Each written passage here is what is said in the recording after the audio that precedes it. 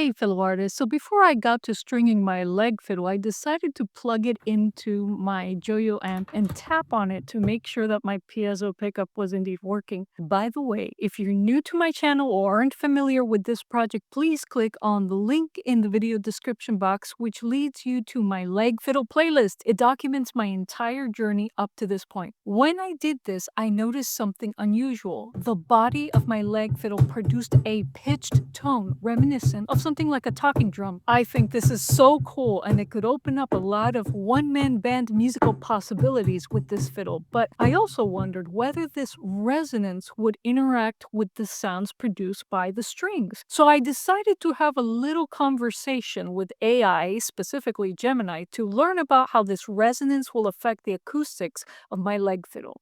Now, I am aware that AI isn't always right, that it can make mistakes when it compiles and amalgamates info for you, but I think it's a great starting point for doing more research. So, with that in mind, I'd like to share the conversation I had with Gemini about my leg fiddle's acoustics. So, I encourage any acousticians, physicists, luthiers in the audience to leave any corrections to Gemini's content in the comment section of this video. Okay, let's get into the conversation I had with Gemini about my leg fiddle's acoustics. Hi Gemini, I'm building a cigar box leg fiddle. I've not added strings yet, but when I tapped on the body of my instrument, it produced a pitched tone. What is this tone called, and will it interact with the tones produced by my bowed strings? That's an interesting observation. The pitched tone you hear when you tap the body of your cigar box fiddle is called the Helmholtz resonance. The Helmholtz resonance is the phenomenon of air vibrating inside a hollow cavity, like the body of your instrument. Think of it like blowing across the top of a soda bottle. The sound you hear is the air inside resonating at a specific frequency. This frequency is determined by the size and shape of the sound hole and the volume of the internal cavity. Yes, the Helmholtz resonance will definitely interact with the tones produced by your bowed strings. The body of your instrument, specifically the soundboard and the vibrating air inside, acts as an acoustic amplifier. The sound produced by the strings is transferred to the body of the instrument, causing it to vibrate. If the frequency of a note you play on a string is close to the Helmholtz resonance frequency of the box, the air inside the box will vibrate more strongly, amplifying that specific note. This can lead to a richer, louder tone for certain notes, but it might also create wolf tones or dead spots on the fingerboard where a note is either too loud and unstable or too quiet. This is a common challenge in instrument building and is part of what gives an instrument its unique character. Will multiples of the close frequencies also be boosted? That's an excellent follow-up question. The short answer is no. The Helmholtz resonance itself doesn't boost multiples of its resonant frequency in the same way that a vibrating string does. The key difference lies in how these two systems vibrate. Helmholtz resonance. This is a single-mode resonance.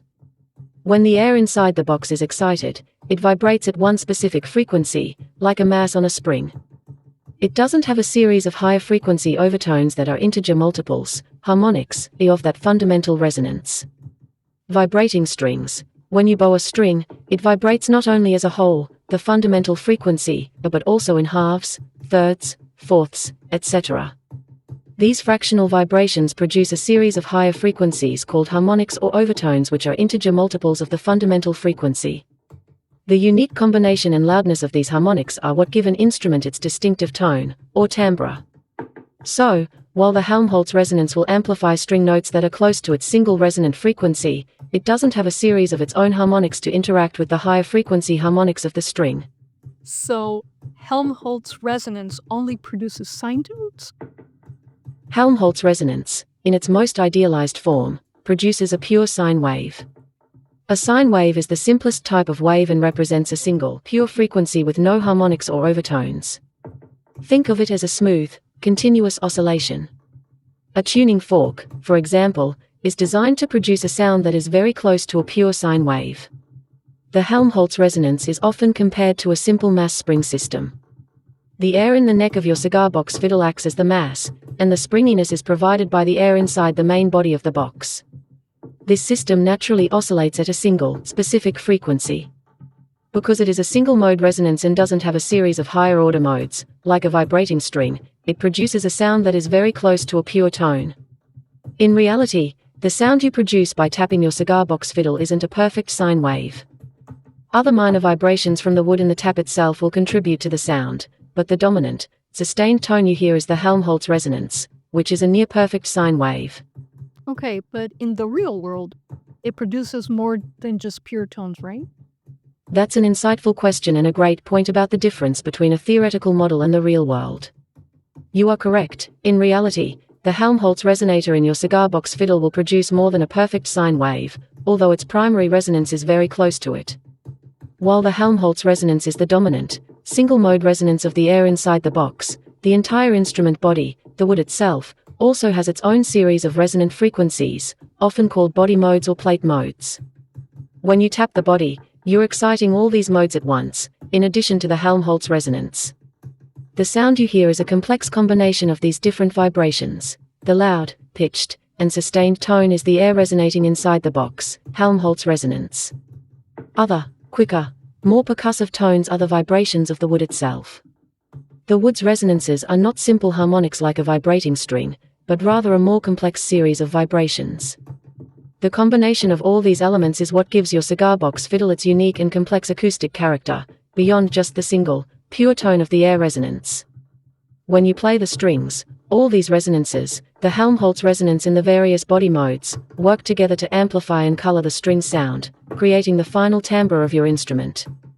This is the heart of acoustic instrument design. Are body modes akin to room modes? Are the terms related? That's an excellent observation. You've hit on a very core principle of acoustics. The short answer is yes. Body modes in a musical instrument are absolutely analogous to room modes in studio acoustics. They are both a form of standing wave resonance caused by a confined space. In a studio or any enclosed room, sound waves reflect off the parallel walls, floor, and ceiling. At specific frequencies determined by the room's dimensions, these reflected waves reinforce each other, creating standing waves. These are called room modes. The result is that certain frequencies will sound unnaturally loud, peaks, while others will be almost inaudible, nulls, in different parts of the room. This is why a mix can sound great in one spot but boomy or thin just a few feet away. The fundamental physics is the same for both. Just as a room's parallel surfaces create standing waves in the air, an instrument's physical structure creates standing wave patterns in the solid material, the wood. These are the body modes we discuss. What is a wolf tone? That's an excellent question, and it's a topic that goes right to the heart of instrument acoustics. A wolf tone is an unstable, unpleasant, and often difficult to control sound that occurs on some bowed string instruments. It's a specific type of resonance phenomenon where the frequency of a note you are playing on a string is very close to one of the strong body resonances of the instrument itself. Think of it as a feedback loop gone wrong. When you bow a string, it vibrates at a certain frequency. This vibration is transferred through the bridge to the body of the instrument. The body has its own set of resonant frequencies, the body modes we discussed earlier, where it likes to vibrate strongly. A wolf tone occurs when the frequency of the bowed string is a near-perfect match for one of these strong body resonances. This matching of frequencies causes the string and the body to fight each other. Energy transfers back and forth between the string and the body, leading to an unstable, wavering, or howling sound. The string struggles to vibrate normally, and the note becomes difficult to control. Wolf tones are most famous on cellos and, to a lesser extent, on violas and double basses, but they can occur on any bowed string instrument. Interestingly, a wolf tone is not necessarily a sign of a poorly made instrument. In fact, it can be a sign of a very resonant and powerful instrument, one with a body that is highly responsive to vibrations. The downside is that this responsiveness can be too much for a specific frequency, leading to the wolf tone. Luthiers and musicians have developed several ways to tame the wolf tone eliminators. These are small weights, often a metal cylinder with a rubber sleeve, but that are attached to the string between the bridge and the tailpiece. By adjusting their position, they can be tuned to the wolf tone's frequency, where they absorb some of the excess energy and dampen the chaotic vibration. Acoustic adjustments. Luthiers can make adjustments to the instrument's internal structure, such as repositioning the sound post or altering the bass bar. These changes modify the body's resonant frequencies, shifting the wolf tone to a less problematic pitch or reducing its intensity. Playing technique. Players can also learn to manage wolf tones by adjusting their bow speed, pressure, and contact point to avoid triggering the unstable vibration.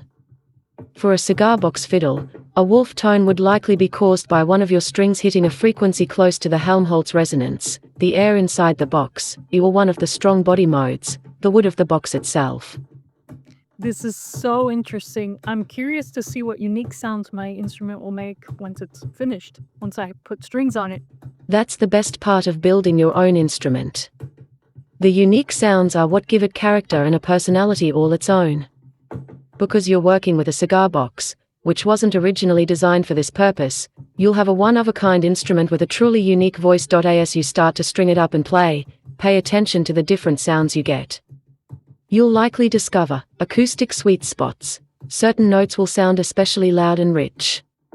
These are the frequencies that are perfectly aligning with your instrument's Helmholtz resonance and other body modes. Character tones. Some notes might have a slightly different feel or tone.